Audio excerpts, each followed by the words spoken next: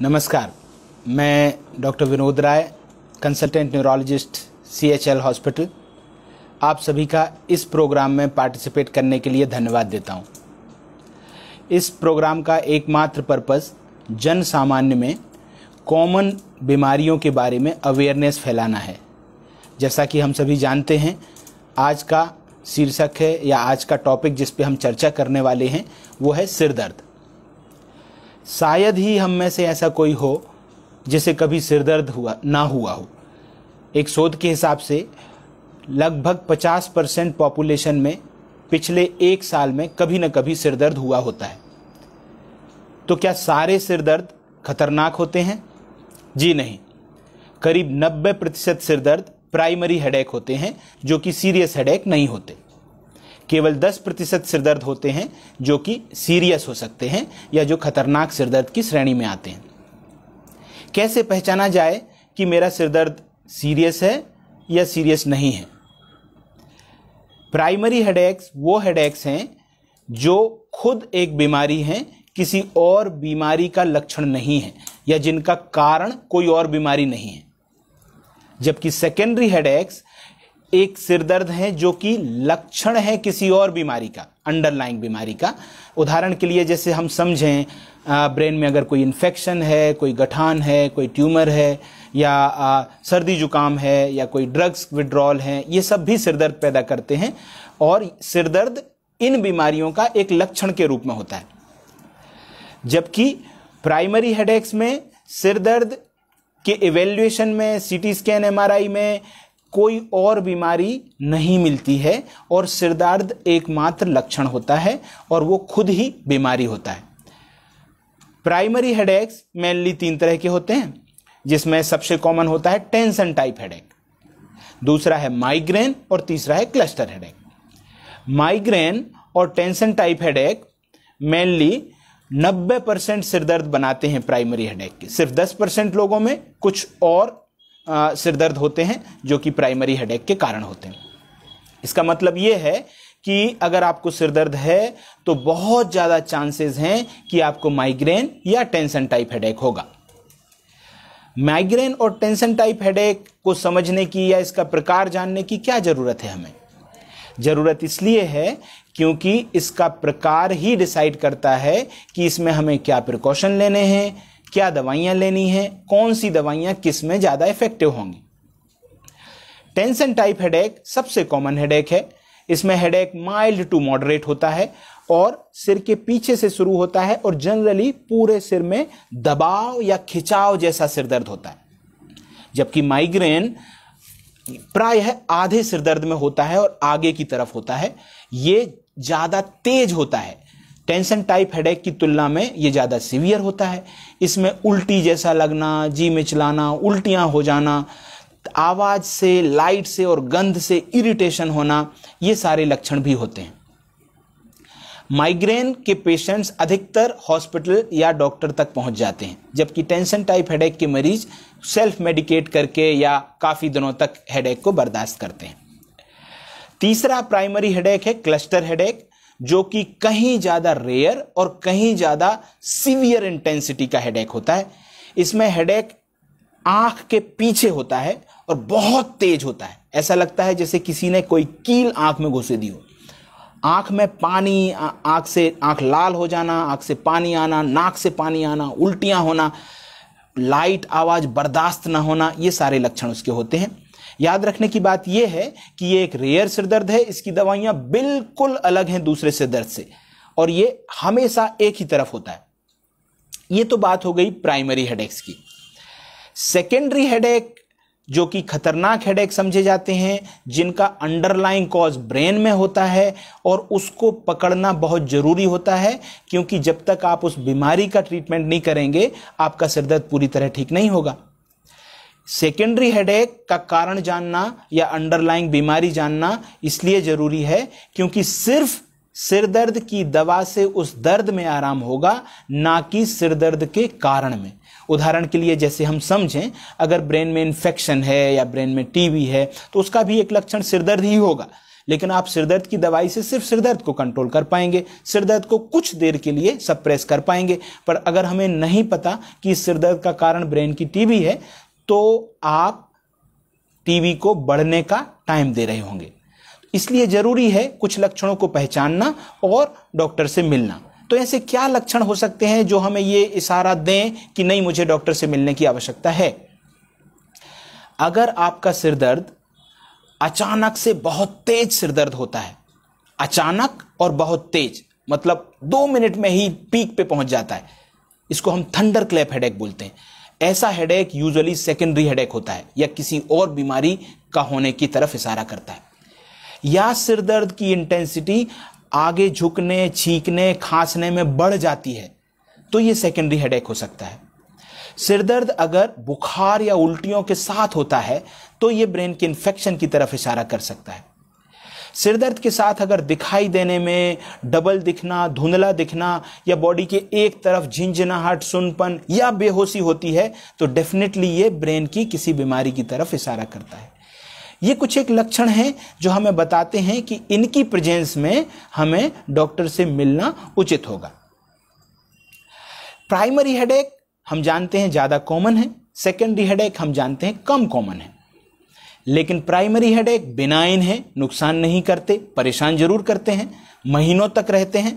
पर secondary headache अचानक आते हैं और सिरदर्द के अलावा भी बहुत सारी प्रॉब्लम्स कर सकते हैं, इसलिए उनको पहचान कर उनका जल्दी इलाज करना आवश्यक होता है।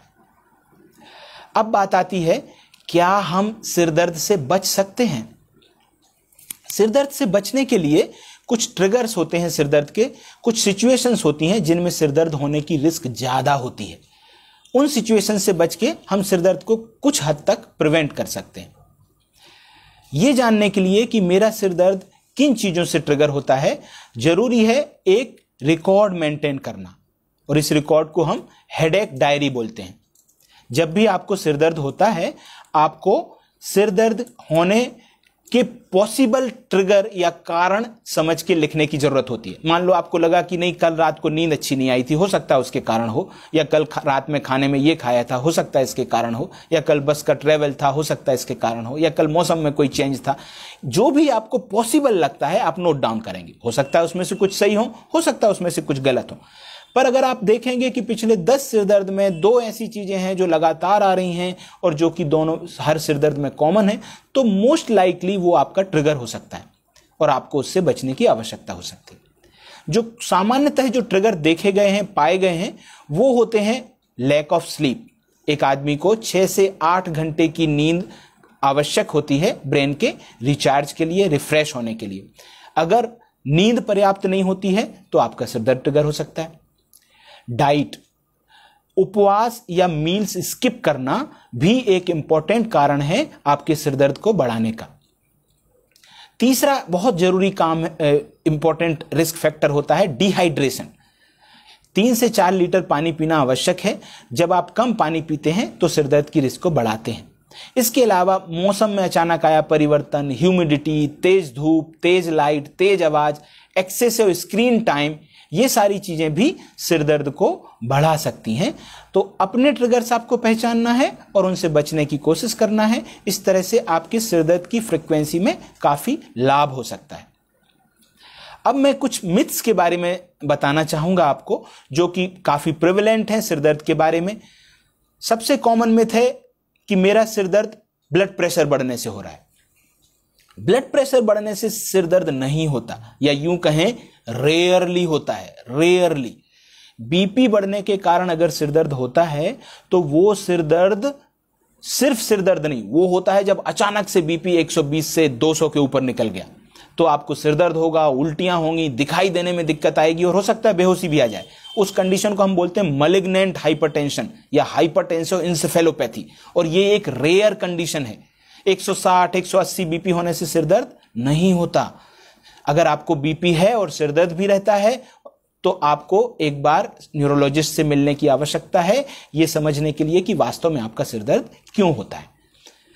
दूसरा बड़ा मिथ है रिफ्रैक्टिव एरर या अचानक से नंबर चेंज होने के कारण सिर दर्द हो रहा है। देखिए, जब रिफ्रैक्टिव एरर होती है तो आई स्ट्रेन हो सकता है, भारीपन हो सकता है, पर recurrent headaches, severe headaches, they are never because of refractive error.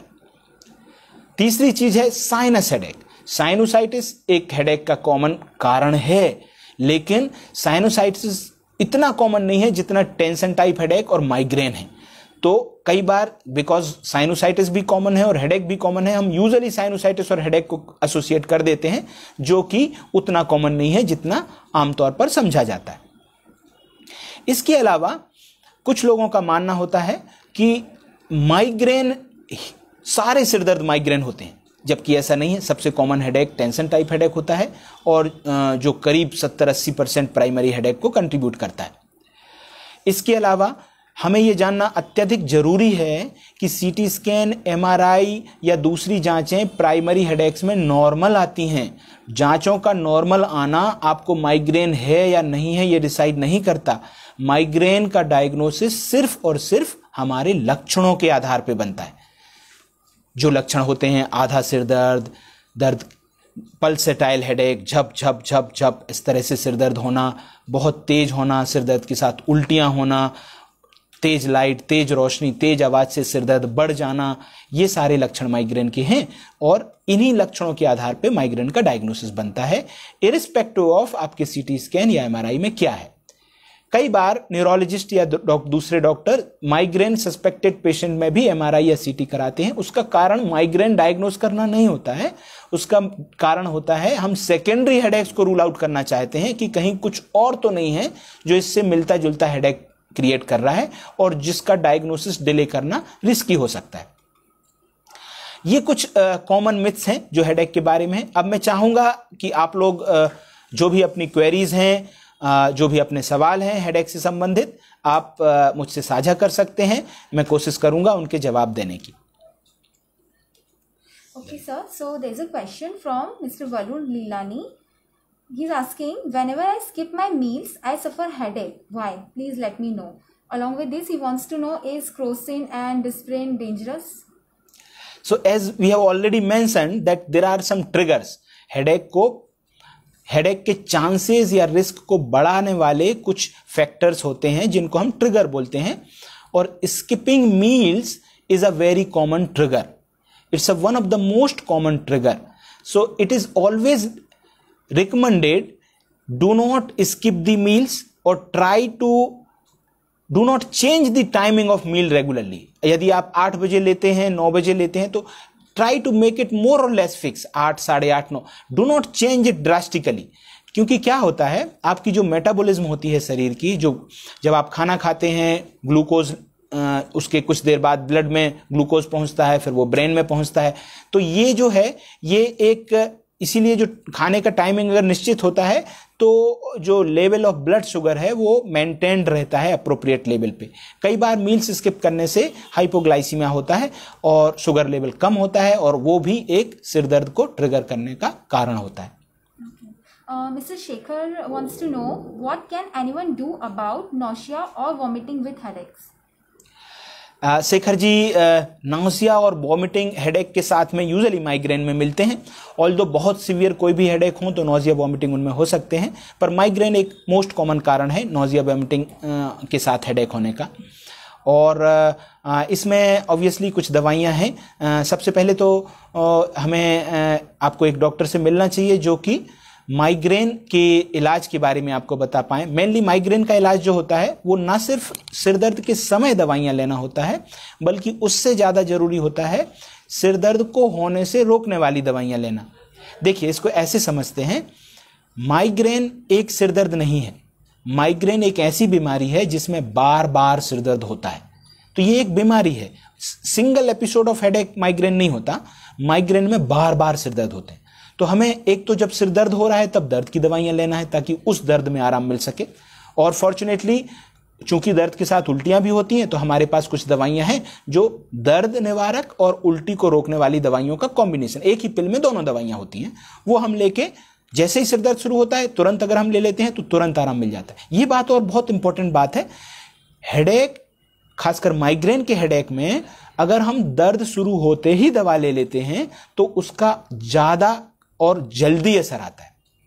अगर हम लेट करते हैं तो उसका स्लो और इनकम्प्लीट असर होता है। इसलिए सिरदर्द में हमें जल्दी दवा ले लेनी चाहिए, खासकर माइग्रेन के सिरदर्द में। दूसरी तरह की दवाइयां जो माइग्रेन में लेते हैं वो होती हैं दर्द को होने से रोकने वाली दवाइयां। ये हैं जो मूल रूप से माइग्रेन का इलाज हैं, क्योंकि ये आपके अगले सिरदर्द को होने से रोक रही हैं, जो कि बीमारी को खत्म करने में आपकी हेल्प करती हैं। तो हमें न सिर्फ दर्द की दवाइयां लेना है, बल्कि हमें अगले सिरदर्द को रोकने वाली दवाइयां, जिनको हम प्रोफाइलेक्टिक या प्रिवेंटिव थेरेपी बोलते हैं, वो लेना भी आवश्यक है। There is one related question from Palak Agrawal. Can migraine go away? If yes, how? So basically migraine का जो ट्रीटमेंट होता है वो, जैसा कि मैंने बताया कि ये मल्टीपल आर्म्स में होता है। सबसे पहला चीज जो होता है उसमें ट्रिगर्स अवॉइड करना है, आपकी लाइफस्टाइल में कुछ एक चेंजेस करना है जिससे कि आपको माइग्रेन की रिस्क कम हो। दूसरा होता है अक्यूट ट्रीटमेंट, मतलब सिर दर्द के समय लेने वाली दवाइयां। और तीसरी लाइन होती है प्रोफाइलेक्टिक ट्रीटमेंट या सिर दर्द को होने से रोकने वाली दवाइयां। अब यूजुअली होता क्या है, माइग्रेन एक लंबा चलने वाला सिर दर्द है। इसकी दवाइयां मिनिमम 6 महीने चलती हैं और दवाइयां बंद करने का नियम यह होता है कि एटलीस्ट 3 महीने आपका सिर दर्द वेल कंट्रोल्ड रहे, तभी हम दवाइयां धीरे धीरे कम करके बंद कर पाते हैं। तो यूजुअली इन पेशेंट्स में 6 महीने से 1 साल या 2 साल तक दवाइयों की आवश्यकता पड़ती है। पर कुछ पेशेंट्स ऐसे होते हैं जिनको क्रोनिक माइग्रेन होता है और उनको लंबे समय तक दवाइयों की आवश्यकता पड़ती है। There is one more question from Meenu Karnawat ji. Migraine is really triggered by specific foods like chocolate, cheese, coffee, wine, etc. or after a fight or stress. And she also wants to know, is migraine triggered by hormonal imbalance? Absolutely. जो सबसे common triggers हैं जो हमने discuss किए, इसके अलावा बहुत सारे ट्रिगर्स हैं। इनफैक्ट कुछ ट्रिगर्स स्पेसिफिक भी हो सकते हैं जो आपके साथ ही हों और किताबों में ना हो। पर चीज, chocolate, coffee, red wine, alcohol, hormonal changes, specifically menstruation period के दौरान, ये सारे बहुत कॉमन ट्रिगर्स हैं जो सिर दर्द को। Humidity, strong sunlight, strong noise, loud noise, stress, physical exhaustion, ये सब भी माइग्रेन के ट्रिगर हो सकते हैं। हमें चाहिए कि हम अपने ट्रिगर्स का रिकॉर्ड रखें। हम अपने हर एक सिर दर्द में ये एक एक्सरसाइज करें, ये पहचानने की कि वास्तव में क्या पॉसिबल कारण हो सकता है, जो क्योंकि अलग अलग लोगों में अलग अलग ट्रिगर्स पाए जाते हैं। आपको अपना ट्रिगर पहचानना है और उससे बचने की कोशिश करना है। फॉर्चुनेटली अधिकतर ट्रिगर ऐसे होते हैं जिनसे आप बच सकते हैं, और ऐसा नहीं है कि उनको आप अवॉइड नहीं कर पाएंगे। Next question is from Vipul. Is it normal if someone having headache every day in the evening due to tiredness?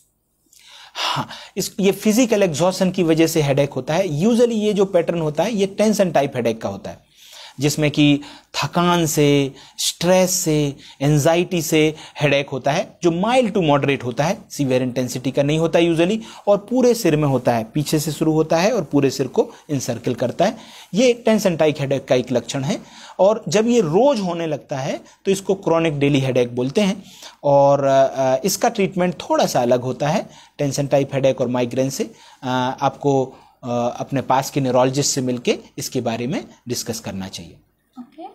Next question is from Palak Dubey. Will exercise help my headache?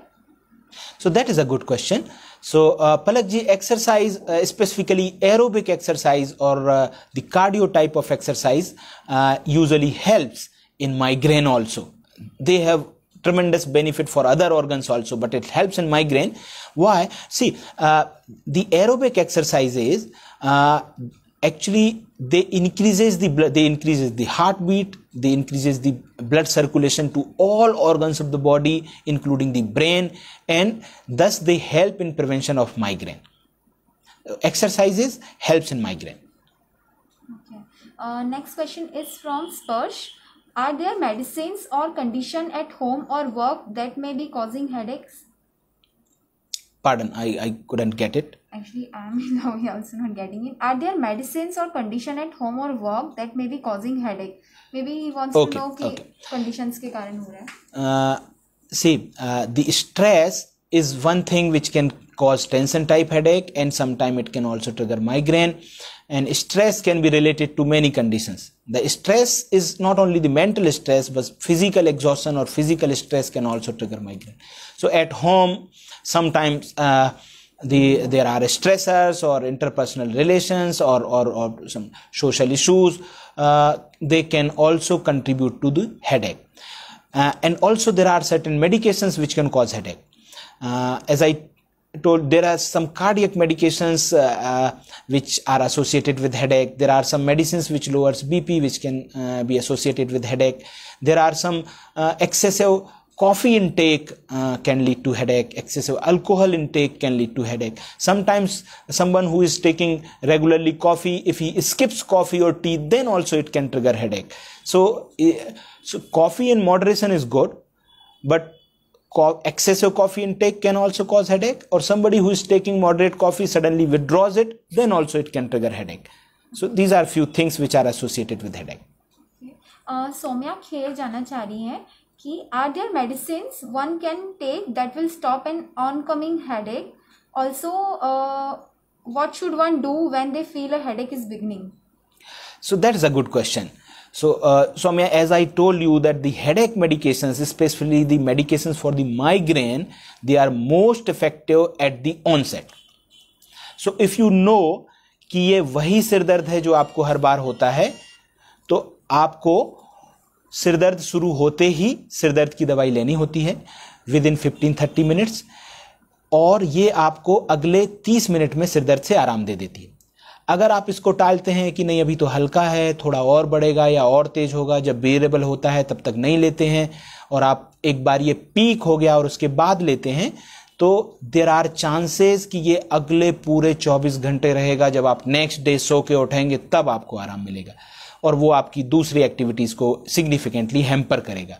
So it is not wise to delay medication, specifically if you know that it is the same headache which happens to you and it increases over period of time. अगर आपको लगता है ये वैसा ही सिर दर्द है जैसा हर बार होता है और बढ़ता है, तो फिर उसको बढ़ने का इंतजार मत करिए, जब वो शुरू हुआ है तभी ले लीजिए. ये बेस्ट स्ट्रेटेजी है. Someone wants to know what changes in a person's lifestyle may help with their headaches. So as I told you, diet, exercise are the most and sleep. These three things makes the lifestyle. And in exercise, as I told you, aerobic exercise, running, walking, swimming, these sort of exercise helps. Weightlifting exercise or bodybuilding exercise should be avoided, specifically in case of headache. Secondly, diet. We know that there are some triggers: cheese, Chinese food, chocolate, excessive coffee, red wine or alcohol. These should be avoided and along with that the healthy lifestyle also include increasing the water intake. At least 3 to 4 liters of water helps in prevention of headache. So other than exercise and diet, sleep is most important, and it is recommended that one should sleep at least 6 to 8 hours in 24 hours, and that sleep should also be in a one go. Usually if you are sleeping 2 hours regularly, it will not be as refreshing. Even if you sleep total of 10 hours in 24 hours, then also it will not be refreshing. It is essential to sleep at least 6 hours in a stretch. Soumya wants to know, sir, will headache medicines make me sleepy or confused? So there are certain medications for migraine prevention as well as which are given in tension type headache. When they are started, they can cause little sleepiness, but these side effects are seen in at about 5 to 10% of the patients. So yes, there are certain medications when they are started, they can cause little drowsiness, sleepiness or dizziness in the next morning, but usually these side effects are mild and they go away over period of next few days. But there are some patients who continue to have these side effects, and those patients it is essential to change the medications or reduce the doses of medications. Vipul Trivedi is asking, can MRI show headaches? So in primary headaches, primary headaches like tension type headache, migraine, जो कि most common headaches हैं, इनमें MRI में कोई गड़बड़ी नहीं मिलती। इनमें सिरदर्द ही एक बीमारी होता है, इसमें कोई और बीमारी नहीं होती जो सिरदर्द कर रही होती है। पर सेकेंडरी हेडेक्स जिनमें कि हम कोई दूसरी बीमारी सिरदर्द पैदा कर रही होती है, और ये समझने की बात है कि सेकेंडरी हेडेक्स जो होते हैं वो अगर हैं तो एमआरआई में गड़बड़ी मिलेगी। वो क्या क्या चीज़ें हो सकती हैं? वो ब्रेन में क्लॉट हो सकता है, वो इन्फेक्शन हो सकता है, वो ट्यूमर हो सकता है, या वो साइनसेस में इन्फेक्शन हो सकता है, या ब्रेन के अंदर प्रेशर बढ़ा होना, बहुत सारे कारण होते हैं जो ब्रेन के या ब्रेन के आसपास की मस्कुलेचर के या कान के या आँख के या साइनसेस के हो सकते हैं जो कि सिरदर्द करा रहे हों, और इन कंडीशंस में हमें जांचों में गड़बड़ी मिलती है। असीम वाजपेयी जानना चाह रहे हैं, will taking too many pain medicines make my headache worse and what are the side effects of these medicines? This is really a very good question. There is something called medication overuse headache, and this is a very common entity. So a person who is taking regularly painkillers so ultimately develops headache which are continuously progressively becoming worse and worse in spite of the painkiller. So it is recommended that one should not take more than 10 analgesics in a month, because जब आप एक महीने में 10 से ज्यादा pain killer लेते हैं तो आपकी risk medication over use headache की बढ़ जाती है, और medication over use headache is really very difficult to treat because the cause of headache is actually the headache medicines. So in those patients we have to stop everything, and that becomes really troublesome for the patient. So it is always recommended to do not take too many painkillers. It is better to consult the neurologist near you who can prescribe you preventive medications, and preventive medications will help you to reduce the painkillers, because painkillers not only increases the risk of headache, which is really difficult to treat, but also it can damage kidneys and it can cause other side effects. So it is always advisable to take as less as possible, and for that you must visit a near neurologist who can help you in a better way. Okay, there's one more question from Gunjan Soni. Can menstrual migraine be cured? So as we know that hormonal changes can also trigger migraine, and that is the cause of the menstrual migraine. Menstrual migraine, obviously we know that there is a continuous change in the hormonal levels of estrogen and progesterone in female body. So the menstrual migraine usually goes off after menopause by itself, because there is significant change in hormonal levels, significant drop. But it is a headache which can easily be prevented. I mean to say that you have to take those 3-4 days, you can take extra pills, or there are medications to prevent menstrual related migraine, and you have to take those medication only during those 3 to 5 days. Okay. Minu Karnawat ji wants to know what to do about midnight headache during sleep. So there is a midnight headache can be because of many things. So it is not any entity. Midnight headache is not a well-defined entity, but the midnight headache can be caused by many things. Usually there are certain headaches which are called hypnic headache.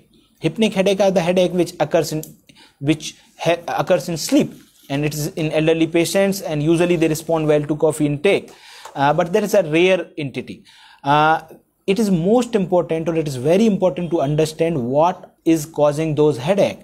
So midnight headache कई कारणों से हो सकता है. हमें ये समझने की ज़रूरत है कि ये प्राइमरी हेडेक है कि सेकेंडरी हेडेक है, और इसके इवैल्यूएशन की आवश्यकता है, और डिपेंडिंग अपॉन द कॉज इसको ट्रीट किया जा सकता है. मैं रिक्वेस्ट करूंगा आपसे कि आपको न्यूरोलॉजिस्ट से मिलना चाहिए. Thank you very much. मैंने इस सेशन को बहुत एंजॉय किया. मुझे लगता है आप लोगों को भी इससे फ़ायदा हुआ होगा. धन्यवाद.